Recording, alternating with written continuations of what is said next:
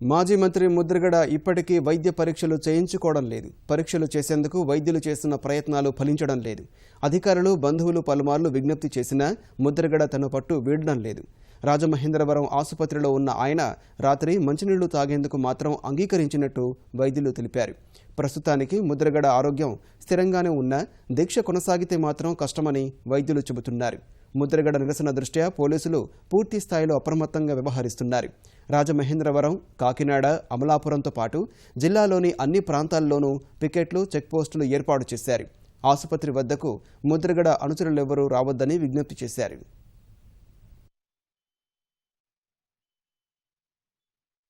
ఏంటంటే ముద్రగడ పద్మనాభం గారు పరీక్ష చేయడానికి మమ్మల్ని అనుమతించలేదు.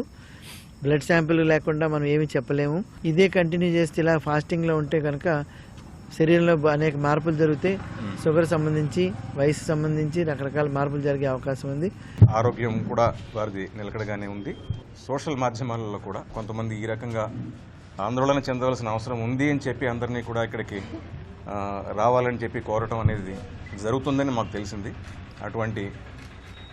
ఎటువంటి ప్రయత్నాలు కూడా ఎవరు చేయవద్దని చెప్పి మీ అందరినీ కూడా కోరటం మన మీడియా ద్వారా చేస్తున్నాం ఇప్పుడు.